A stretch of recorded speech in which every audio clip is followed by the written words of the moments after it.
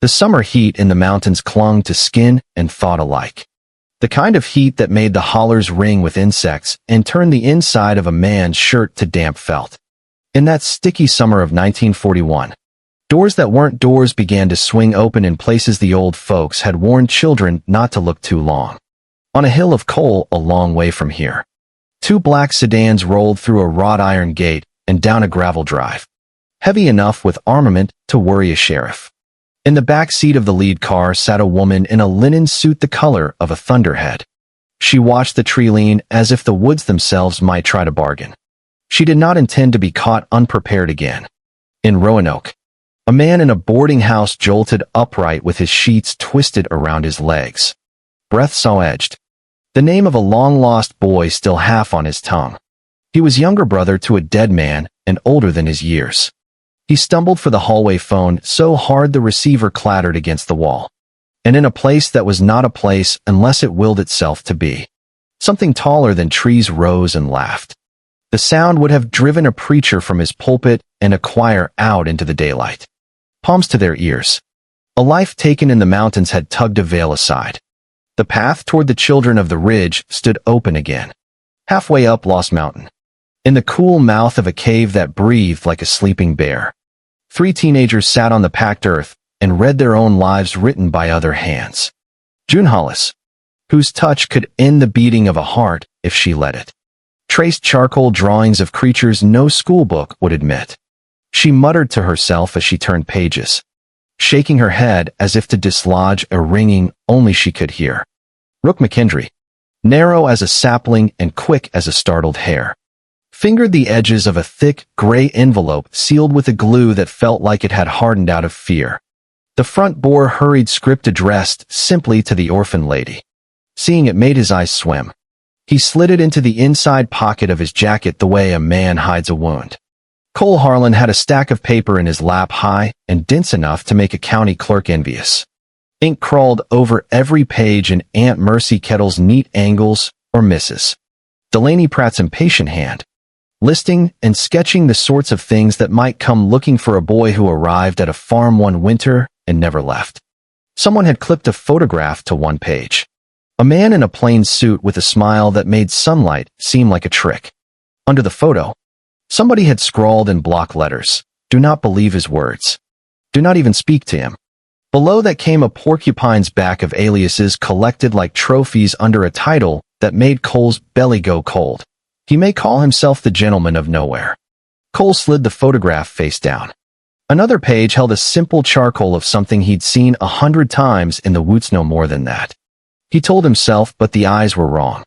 The eyes knew him. That page he turned over to. The theme repeated in the warnings like the beat of a distant hand drum. Whatever these beings were, they wanted the children Aunt Mercy had hidden. Was value ever a kindness? Cole didn't know. He only knew it was more than he'd gotten from the folks who had given him away. They read in silence long enough for daylight to tilt toward gold. Finally, Cole scraped his boot heel and said, "We should go find one of them. The book says some of them trade. It says if you've got something they want, they can be bound to let something slip." June lifted her gaze. Bound to lie is what they're bound to do. How would you know? Her mouth tightened. Because Aunt Mercy said so. Aunt Mercy kept a ledger full of truths she never told. Cole said, not unkindly. She said she didn't know where I come from. These pages say she knew much more than that. If those things know more still, why shouldn't I ask? Maybe they can point me at the right road. You don't bargain with something that eats what you are, June said. It tells you what you ache to hear and asks a price you won't see till it's already taken. You knew your mother, Cole said. He lifted his hands as if to soften the words even as he pushed them out. Even if you lost her young, you knew where you started. I don't know anything. They could still be out there. Somebody's got to know. I have to know. Rook glanced between them, worry moving across his face like a cloud shadow. We're not making friends with anything that smiles like that picture smiles. June stared at the papers as if they might speak again. When she looked up, her eyes were older than her years. You want to meet one of them? I can take you to something that's wanted me for a long time. It calls. Still, I know where it waits. They ate hard biscuits and a few strips of jerky and lay on their packs. Cole slept shallow and woke before dawn. He rousted the others with the politeness of somebody doing a rude thing for a good reason. They doused their lantern and stepped into a morning that smelled like damp stone and leaf. The road out of Hardbuckle ran past barns leaning into themselves, past pasture where the dew clung to the tops of the blades. They stuck their thumbs out at the few trucks that passed and kept walking when they were ignored. By mid-morning near Hazard, a farmer hauling a bed of hay pulled over with a look that said he'd fought himself and lost. He told them they could ride in back if they kept their heads down and their shoes off his pitchfork. The hay cut the wind. June sat cross-legged with her hands tucked into her elbows the way she did when she was thinking hard. Cole tried not to pester her and failed. "How long's it been calling?" he asked. June was quiet long enough that Cole almost apologized. Then she began to talk and didn't stop for miles. Her mother, Mirabelle Hollis, had a knack that never paid more than a week ahead. She could talk to a grieving man until his fists opened. She could hold a woman's hand long enough to make the woman believe she'd spoken with a dead sister. She parked her rattling Ford on the outskirts of any town where a tent revival had staked its claim and went where the unsaid gathered like storm clouds. June grew up under those canvas roofs, among folding chairs and the smell of coal oil and oranges. The congregation of the living vessel did not care about the usual divisions. They believed any child with the right preparation might host what they called the return. They believed the Nazarene had once been made ready by hands more worldly than holy, and that the wilderness had been a classroom instead of a trial. Mirabelle took to that story like a woman falling in love with her own future. If there had to be a vessel, why not her girl who had begun to see little things before they happened? They studied scripture and ran laps and ate dull food without sugar or spice. The other parents nodded too hard and smiled too wide. On the last night of April, blindfolded with a cord around her waist, June shuffled through brush guided by a pastor's hand. When the blindfold came off, she stood at a mouth cut into the mountain. Not a natural cave, but a tunnel scored by men with drills and chisels. Arcs and spirals and slashes had been carved into the rock around the opening. A light flickered within as if someone held a lantern down a hallway too long. The thing that came out wasn't God. Its voice ripped air. It moved like a thought that hated bodies. It took one of the babies. The sound a mother makes at a thing like that can split a person's heart. Mirabelle did not think. She lifted June with a strength June had never seen and ran. There were shouts behind them and a crash through weed and briar. But Mirabelle ran like a woman whose legs belonged to the idea of keeping her child alive. The old wooden bridge they drove onto didn't care about love or terror. Signs at either end had warned that only one car at a time could cross. They were in the middle when the world gave way with a sound like a prayer breaking in two. June remembered an arm thrown across her chest and the smell of hot metal. Then an end-over-end tumbled down to darkness. When she woke, the car was a crushed can. What remained of her mother was bones and cloth and a lock of hair that caught in June's fingers. She slept beside that ruin until hunger took her up to the road. The family who fed her were kind. The kind ones often are first to be hurt. "I couldn't control it," June said, staring past Cole as if the past were standing on the gravel shoulder. "Still can't. Not all the way." Word got around. A woman at a feed store whispered a name. Aunt Mercy. She took me in and taught me not to touch when I didn't choose to. But it was already calling. From the weeds. From the ditch. In my dreams. It was something closer to human than the one in the tunnel. Or better at pretending. I stopped sleeping through the night. I told Aunt Mercy. We wrote it down. We kept it penned on paper as long as we could. The farmer let them off in Eagle Creek. Tipped his hat. And turned for home. They hitched another ride with a tractor salesman headed toward Princess Flat. He asked whether he should take them to the hospital like decent people might. June smiled and said their uncle would be fine with a piece of candy from the drugstore. The salesman studied her face and decided to believe it because belief made it easier to drive away. June led them on foot out of town down a narrow gravel track that followed a trickle of the Powell River. The holler closed over them like a jaw. A farmhouse with a tin roof leaned askew behind a tangle of plum trees. A weather vane spun even though the air didn't move. Cole felt watched and told himself it was nerves. The old church waited across a skinny wooden bridge the color of old teeth. Whatever white paint it once wore had been weathered to the gray of mouse fur. A single triangular shard of stained glass high in the steeple had cracked into a red that made Cole think of blood dried in the sun. Mold climbed the boards from the swampy ground, as if the woods meant to reclaim what men had built. The door creaked open before they touched it. What stepped out wore a man like a borrowed suit. A black coat draped a collection of angles that didn't belong together. Hands ended in too many jointed talons. A hat brim shaded a crumbling white mask. Plaster gone yellow at the edges. The sculpted mouth expressionless. The eyes behind the mask were the kind of yellow you see in a cat's stare. Except the whites around them were night. June stood as if nailed to the ground. The thing tipped its head like a crow listening for a worm. At last, it said, "I was beginning to worry you'd exhausted yourself with calling." June's voice was flat. "You talk like a man selling a miracle. Isn't everything a miracle if it arrives at the right hour?" The thing stepped closer without moving. That was how Cole's mind wrote it down later. One blink it was there. The next blink it had stolen 10 feet without crossing them. "You have such music in you. Girl. You have such purpose. Left to waste by a woman's small fear." June's jaw worked. "Say her name, and I'll end you where you stand." "Names are power," it said, amused. "You know that. Her name is not necessary for the point. Those poor dupes your mother consorted with, what did they call themselves? Congregation of something or other. They were puppets. They obeyed a parasite. Your mother's death belongs not to Providence, but to men with knives and the thing that taught them how to hold those knives. I can show you where they meet. I can seat them at your table. You can ask what you like while they remember how to cry." Rook's hand found Cole's sleeve and squeezed. "And then what?" June asked. "What do you want after I've pulled their teeth?" "The world," it said lightly. "All of it. Together. You and me. You'll be the lantern, and I'll be the oil. I'll show you the hinge, and you'll turn it. There's more of you out there. You know. More children in whom the right doors were built. With my help you'll gather them. And then we'll show those who never paid attention what attention feels like." June smiled without joy. "Only 2 things I want.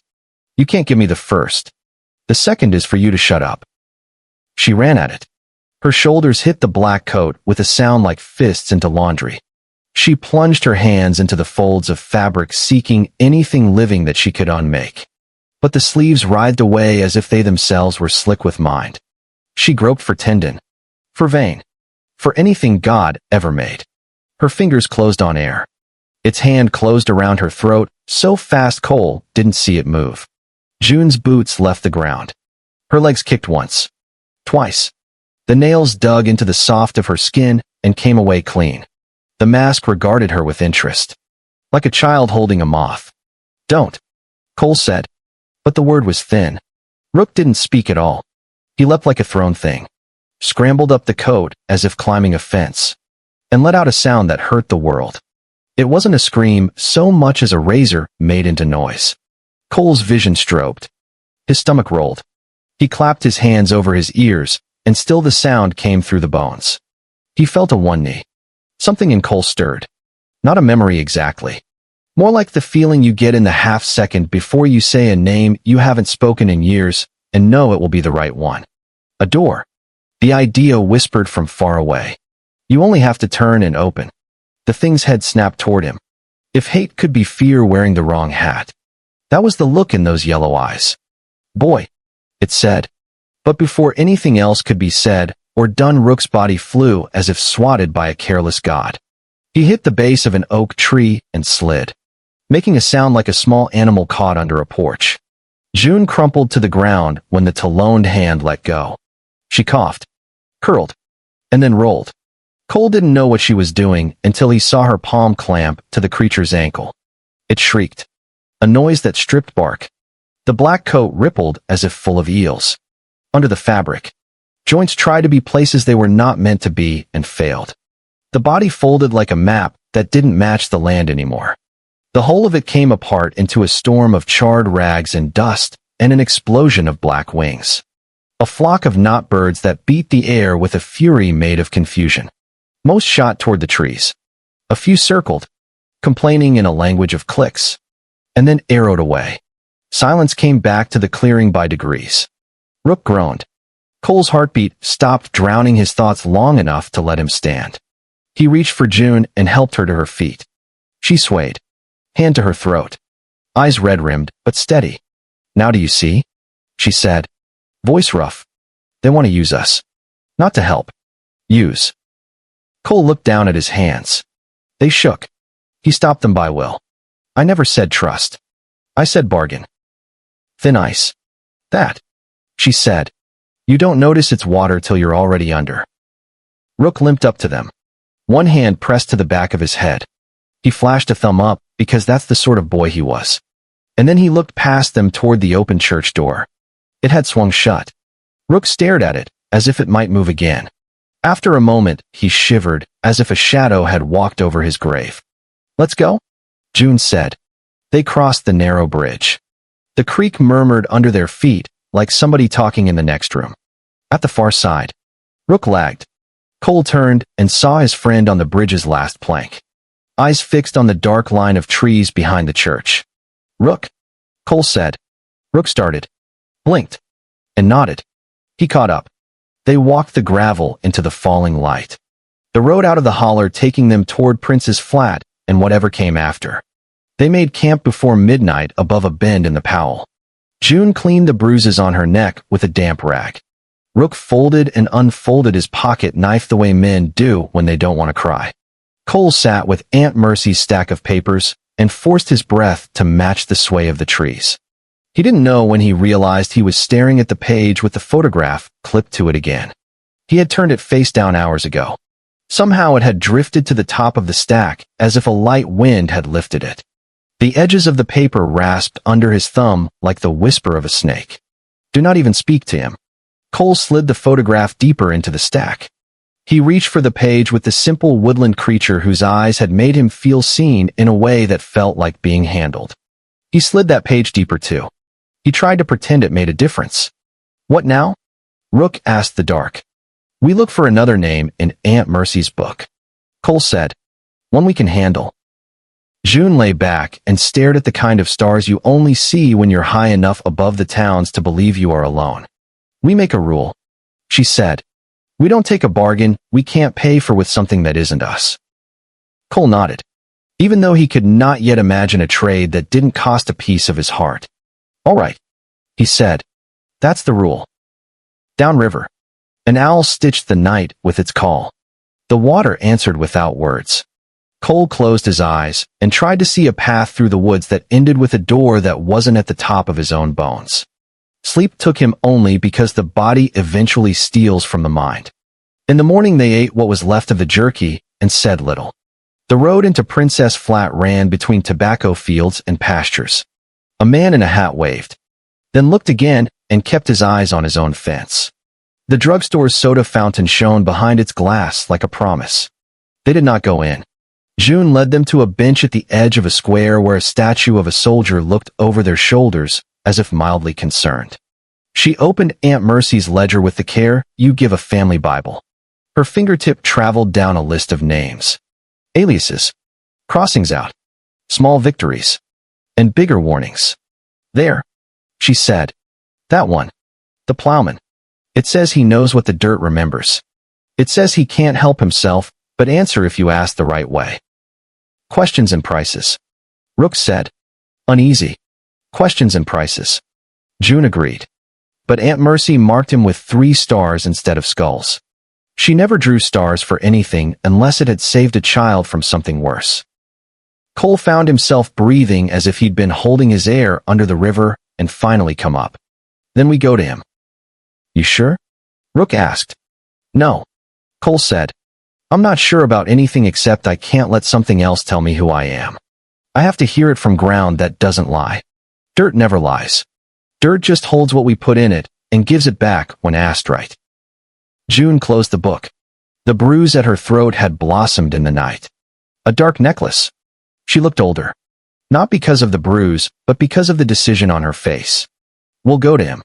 And if he asks for something we can't give, we walk away. Cole swallowed and nodded. We walk away. Across the ridge lines, other stories gathered. In Barrow, the linen-suited woman in the black sedan raised a gloved hand, and men in canvas coats loaded crates into the cellar of a house that smelled like coal money and lilies. She leaned close to a map covered with pins. One pin had been hammered in deep and then pulled out, leaving a hole the size of a fingertip. She put the pin back in. She told herself she didn't believe in curses and heard herself lie. In Roanoke, the man in the boarding house got someone on the line and said a name he hadn't said in 10 years. He said, "Have you seen him?" He said, "I dreamed his hair was longer." He said, "Please." And somewhere that was not on any map, the tall thing laughed again. But that sound seemed farther away now, like thunder rolling around the other side of a mountain that would take time to cross. It wasn't going to stop. It wasn't going to hurry either. It had patience like the dark does. By late afternoon, the three of them stood on a low ridge looking down at fields gone gold with August. The place Aunt Mercy's notes described wasn't in any atlas. It wasn't a town. It wasn't even a crossroads. It was a fence post with a strip of blue cloth knotted to it, and a tree that bent over a hollow, as if listening to what the land said there. June set the ledger on the fence and tied her hair back. She pressed her palm to the wood of the post and closed her eyes. "Don't touch the ground till I say," she told the boys. "How will we know when it's listening?" Rook asked. "You'll know," June said. The wind went elsewhere. The hum of insects backed away. A smell like fresh-cut hay and thunderstorms braided together arrived without warning. Cole had been braced for something awful. Instead, he felt as if a hand the size of the world had rested on his shoulder, not to push him down, but to steady him. A pressure came up through the soles of his boots into his legs and spine. His eyes watered, and not from fear. "Who asks?" said a voice that was not a voice except he heard it. June took a breath. "June, Hollis asks." "Who with you?" the ground asked. "Rook McKendry," Rook said, which was brave. "And Cole Harlan," Cole said, which felt like a promise to himself. "What need?" Cole looked at June. She nodded. "I need to know where I started," Cole said. "Not a guess. Not a false comfort. The truth." The earth considered. Or maybe it only pretended to consider so they wouldn't understand how fast it knew what it knew. When it spoke again, there was a weight to the words that made Cole want to close his eyes and put his hands in the dirt like a child praying. "You were carried to a gate in winter by a man whose hands wouldn't stop shaking," it said. "He came from a house with a locked room. He drove on iron wheels, then walked when the road iced. He left you where a woman named Mercy would find you, because the ones who wanted your bones were on his porch counting his windows. He went home and pretended to die. He has tried every day since to pretend harder." Cole's breathing went shallow. Who was he? "A brother to a man who was too proud to ask for help," said the voice that was not a voice. "A younger brother who loved a nephew he'd never held." Roanoke, Cole thought without deciding to think it. A hallway phone clattering against the wall. "Price," it said. After a time, June tensed. "Name it," Cole said. "Walk away from the paper with the smiling man." The ground said. "Do not feed him with your eyes. Do not give him any more of your breath." Cole nodded. He felt, almost comically, the shape of that photograph in Aunt Mercy's stack, as if the paper had mass like iron. Done. And the one that watches from the woods like it is a deer when it isn't. The ground added with a tone like warning fence wire. "Turn those eyes face down and leave them covered. The more you look, the more it looks back." "Done," Cole said. He meant it. He felt the boy he had been hungry for any answer take a step back so the person he was becoming could step forward. The weight on his shoulders eased but did not leave. "Go home by the road that smells like apples," the ground said. "Do not cross the old bridge. Do not look behind you when the creek calls your name. When you come back, bring a stone from a place where you fell and bled, and I will tell you another piece." June opened her eyes. She looked at Cole and saw him differently there on the fence line, as if the light had changed. "Thank you," she told the earth. "Mind your hands," the earth told her. "They are honest tools if they are your tools. Do not let anybody make them into theirs. Rook let out a sound that might have been a laugh if he hadn't been biting it back. Cole swiped at his face and didn't bother to hide it. They walked away without looking back the way the voice had told them. The road they took smelled faintly of fallen apples, even though the trees along it were mostly poplar and sycamore. When the creek burbled a syllable that sounded like Cole's name, he tightened his jaw and kept his feet moving. June's palm brushed his sleeve once. Light as a moth. Rook said nothing at all, which for Rook meant everything. By the time the sun dropped behind the next ridge, they had a plan that was more than fear and hope. They would leave the gentleman of nowhere to his photograph and the not dear to its own eyes. They would carry a stone from a place where you couldn't stand up afterward. They would trade questions for prices that weren't their souls. That night, Cole burned the photograph's page in a coffee can while June held the ledger open where the firelight could not see it. The edges puckered. The man's eyes disappeared into ash. The words warning him not to speak were gone.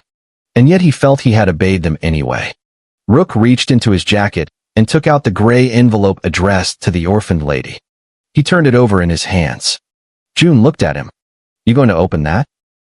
Rook looked at the name on the front. He looked at June's hands. He looked at Cole's face, which had lost something that needed losing and gained something that could hold up under weight. He slid the envelope back into his pocket. Not tonight, he said. Tonight we sleep. They did. And in their sleep, nothing called from the weeds. Whatever laughed in that not place laughed someplace else for a while. In the morning, the three of them started home by the road that smelled like apples. The kind of road that gives up secrets slowly and only to people willing to finish what they start. They would bring back a stone. They would come back stronger. They would not be alone. And for once in a season, when doors had opened in places no door should beta, end of one road did not immediately become the beginning of a worse one. It simply bent toward sunrise. It simply let them walk. If this story moved you, I'd love to hear your thoughts in the comments. Does violence be people or by things that use people ever settle a debt? Or does it only open another? Where do you stand when power and injustice meet at the edge of town? Share your viewpoint and take a stand. Your voice matters, and your perspective may help someone else find theirs.